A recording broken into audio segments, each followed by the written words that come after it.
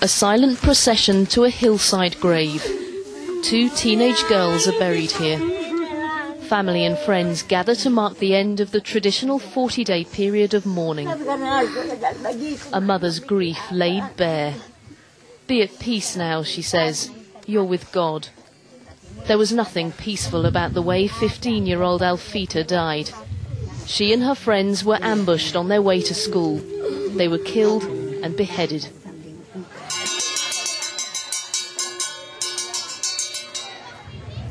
At their Christian school on the outskirts of Poso, life goes on. The bus is new, part of extra security measures to protect the younger students.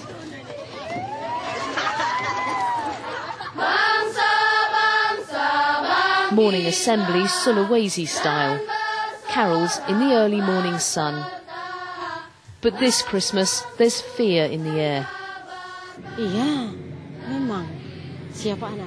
Of course we're scared, even the teachers. Who wouldn't be scared knowing what's happened? We felt like we were being targeted, and for a while some children stopped coming to school. The buses help people feel a bit safer, but the big question for us is why? Why our children and not anyone else? Why children? The schoolgirls were walking down this path on their way from their home village a short distance from here when they were attacked by men wearing ski masks and wielding machetes. 3 of them were killed here, their bodies mutilated. 2 severed heads were later found outside a police station, and a 3rd head was left on the porch of a house in a Christian community on the outskirts of town. But there was one girl who survived. Noviana Malewa is now under police protection at the family home. She was badly wounded but escaped the attackers by scrambling down the hillside. We weren't allowed to speak to her, but her older brother agreed to talk to us. When I heard what happened, I felt upset, hurt and angry. I was close to all those girls. They were all like sisters to me. I'd known them since we were small. I asked myself why this had happened, and I was scared. Do you think there might be a reaction in the local community here, that perhaps some people might want to take matters into their own hands? I don't think so, because we've experienced that kind of thing before. We've been restrained up to now, and I think people around here agree that we should let the police handle it. Poso was the scene of bitter fighting between Christians and Muslims 5 years ago. At least 1,000 people were killed. Churches, mosques and homes razed to the ground. Eyewitnesses speak of mutilated bodies floating in the river.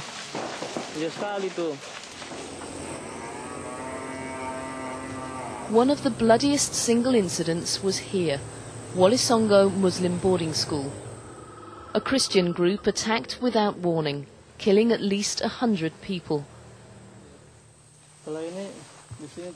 Ilham was a young assistant teacher at the time. He shows me the hole where 8 badly burned bodies were found. He was slashed by a machete, but managed to escape. Others fled into the jungle and were hunted down. The experience changed Ilham forever. He joined a group of Mujahideen fighters. I heard that people who had fought in Afghanistan came here.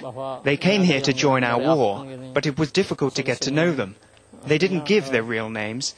I said to some of them who came from Java, maybe I could come and visit you. Where do you live?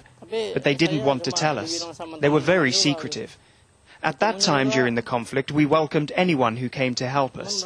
They helped Muslims maintain their dignity here. Even if it meant we would die, we had to fight back.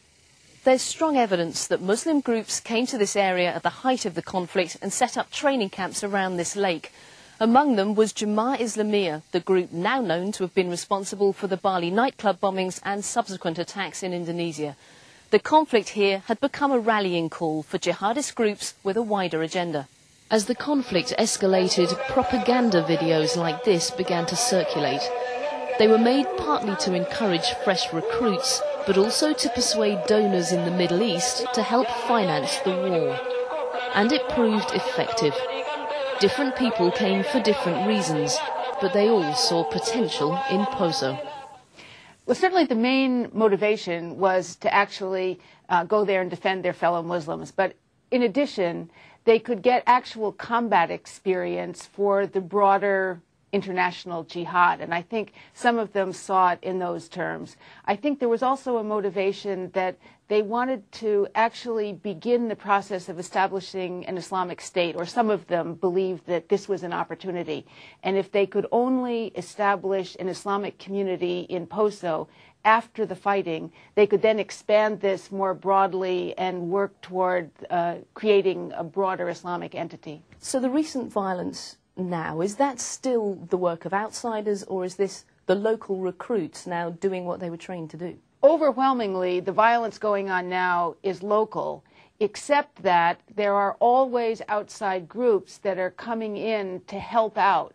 And they come in to help out because they see an ongoing jihad in Poso, first of all, as an opportunity to provide additional skills and recruits for people for the broader movement, but also because they really believe that the jihad isn't over yet, that the war that started in 2000 and 2001, in their view, is ongoing, that Christians continue to be a threat, and therefore, in order to protect the Muslim community, you have to mount preemptive attacks against the enemy. So should the beheadings of the schoolgirls be viewed as part of a continuing cycle rather than an isolated act of brutality? Could the roots of the latest violence lie in the earlier conflict? It's certainly true that despite a peace agreement brokered in December 2001, sporadic attacks have continued. In May this year, 2 bombs exploded in this market in nearby Tentena, a mainly Christian town. 22 people were killed, more than 50 injured. Because the recent violence appears to be targeting Christians, some local Muslims have found themselves under intense scrutiny. Adnan Arsal, a Muslim community leader who runs this Islamic boarding school, was a signatory to the 2001 peace deal.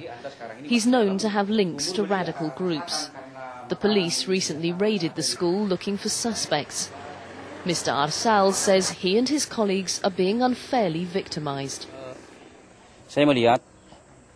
The way I see it, the school, Muslim communities and I are being set up. I think there's some sort of agenda to discredit us and to discredit Islam in general. So the blame will fall on Muslims and we'll be labelled terrorists. But look at our school. Do you really think that anyone here could carry out such a killing? A professional killing? To cut off the head of a person and carry it several kilometres away? Muslims are taught not to kill just anyone. There's a special code. Clearly outsiders did this. I've told the police if you find the perpetrators and process them properly, I'm 100% behind you. But you have to do it according to the law, not just make it up.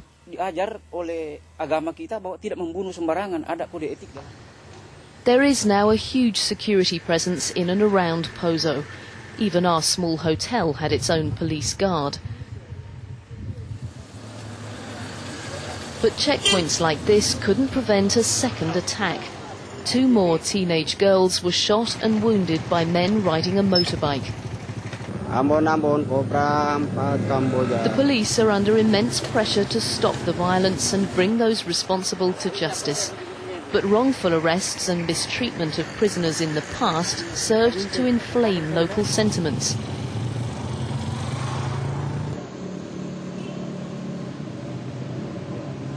The recently promoted police chief knows he has to tread carefully.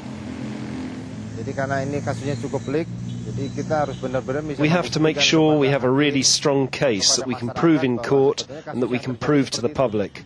We have to make absolutely sure we get the right people. Right now we can see there's an organised group behind this who want to make trouble. They want to keep Poso insecure. Both communities, Christians and Muslims, are tired of the violence, but the people behind it want to keep things unstable, probably so they can carry on their corruption and make money. But this is terrorism, because what these people did, the beheadings, goes far beyond revenge. Conspiracy, corruption, religion, revenge. It's a potent brew. Poso's ruined buildings are a vivid reminder of how explosive the mix can be.